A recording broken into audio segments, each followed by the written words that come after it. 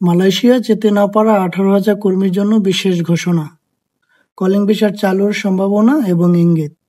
আসসালামু আলাইকুম রাহমাতুল্লাহি ওয়া বারাকাতুহু।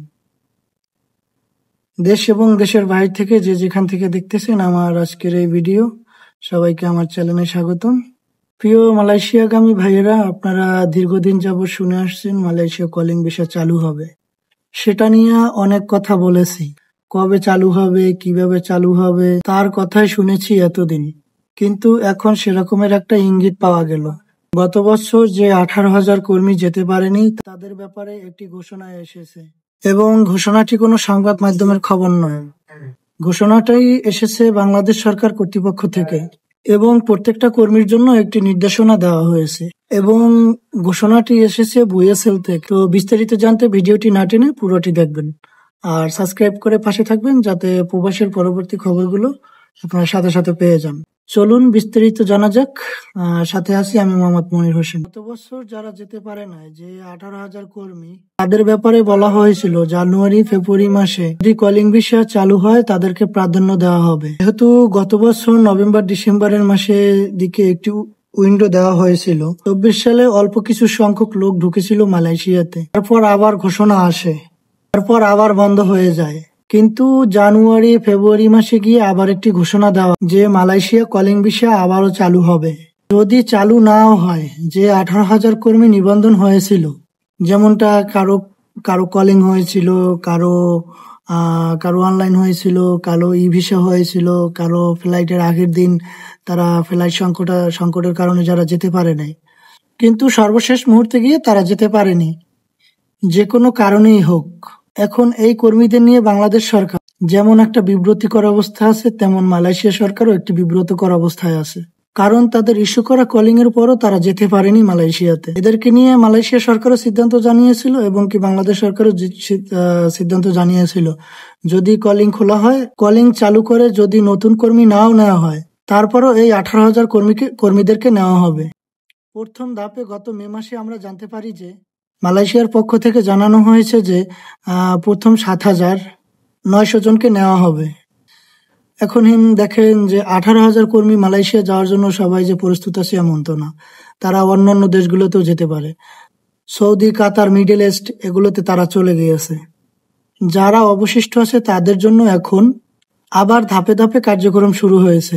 গত 2-3 দিন যাবৎ 21, 22, 23 তারিখ থেকে বাংলাদেশের যে বৈদেশিক কর্মসংস্থান রয়েছে, প্রবাসী কল্যাণ এবং বৈদেশিক কর্মসংস্থান মন্ত্রণালয় থেকে যারা আছে, এবং সেখান যে ভুয়েসেলের পক্ষ থেকে এই কর্মীদেরকে বিভিন্ন ক্যাটাগরির ভয়েস মেসেজের মাধ্যমে জানানো হচ্ছে, এবং যাদেরকে প্রথম ধাপে নেওয়া হবে তাদেরকেই এখন সাধারণত মেসেজ দেওয়া হচ্ছে। এতে আপনি আহত হওয়ার কোনো দরকার নেই যে আপনি মেসেজ পান নাই, আপনি পেয়ে যাবেন, শীঘ্রই পেয়ে যাবেন। এবং সব কর্মীকেই নেওয়া হবে এবং ধাপে ধাপে নেওয়া হবে। যেমন কিছু কিছু ক্যাটাগরিতে নেবে, যেমন কনস্ট্রাকশন, যেমন পাম বাগান, প্রাথমিকভাবে তাদেরকে নেওয়া হবে এভাবে করে। অনেক কর্মী আছে, তাদেরকে বাংলাদেশ বুয়েসেল মেসেজ পাঠিয়েছে যে আপনারা, যাদের মেসেজ দিয়েছে তাদেরকে বলা হয়েছে যে আপনাদের নিকটবর্তী যে টেকনিক্যাল যে ট্রেনিং সেন্টার রয়েছে, আপনারা সেখানে গিয়ে ট্রেনিং করেন। এবং এটি সরকারি নির্দেশনা, এটা কোনো এজেন্সির নির্দেশনা না। এবং পরবর্তী যে নির্দেশনাগুলো আছে সেগুলো বুয়েসেল থেকে দেওয়া হবে। এবং এই যে মেসেজের মাধ্যমে তারা বলে দিয়েছে যে কারো কথা প্রবলিত না হয়ে কাউকে টাকা পয়সা দিবেন না।